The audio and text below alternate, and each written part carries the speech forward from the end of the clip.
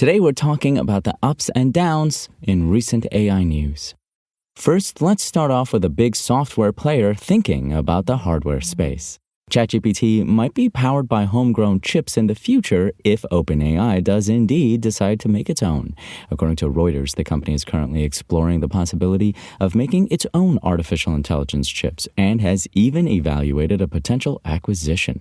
OpenAI CEO Sam Altman previously blamed GPU shortages for users' concerns regarding the company's API's speed and reliability, so he reportedly made acquiring more AI chips a priority. In addition to being able to address GPU shortages, OpenAI using its own chips could make costs associated with running its products more manageable.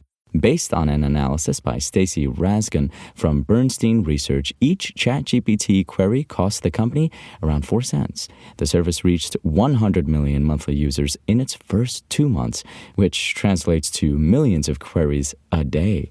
Though it did lose users for the first time in July. Raskin said that if ChatGPT queries reach a tenth of what Google gets, then it would initially need $48.1 billion worth of GPUs and would spend $16 billion a year on chips going forward. At the moment, NVIDIA controls the market for chips meant for AI applications. The Microsoft supercomputer OpenAI used to develop its technology, for instance, uses 10,000 NVIDIA GPUs. That's why other companies, bigger players in the tech industry, have chosen to start developing their own. Microsoft, OpenAI's biggest backer, has been working on an AI chip of its own since 2019, according to the information. The product is codenamed Athena, and OpenAI has reportedly been testing the technology.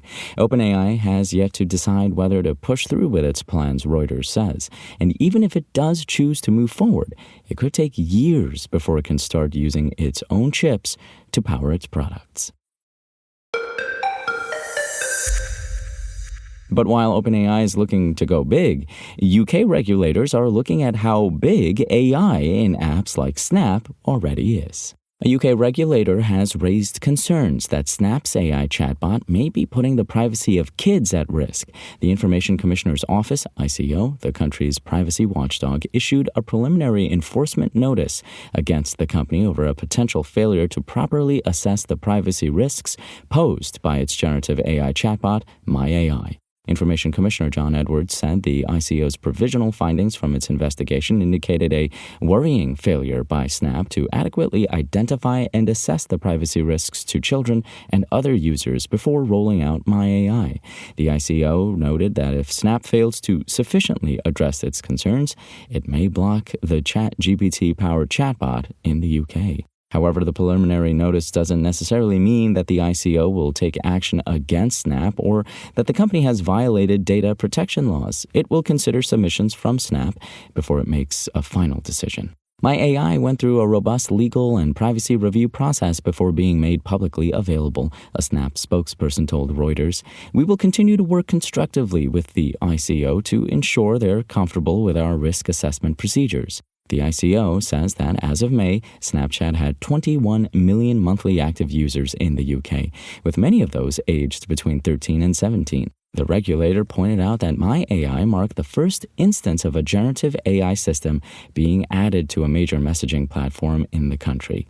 The feature debuted for Snapchat Plus subscribers in February, then Snap enabled it for all UK users in April. Soon after Snap rolled out the chatbot, parents raised concerns about MyAI, and not only over privacy considerations. I don't think I'm prepared to know how to teach my kid how to emotionally separate humans and machines when they essentially look the same from her point of view, a mother of a 13-year-old told CNN in April.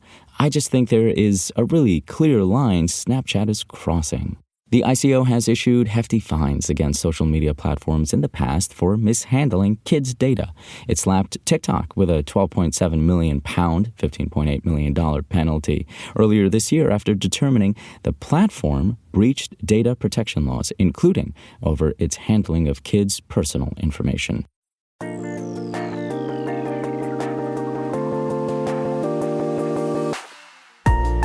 Thanks for listening to the show. Make sure to rate, review, and subscribe on Apple Podcasts. Today's show featured journalism by Engadget contributors Mariella Moon and Chris Holt and was produced by Spoken Layer. I'm Imran Sheikh, and we'll talk more tomorrow.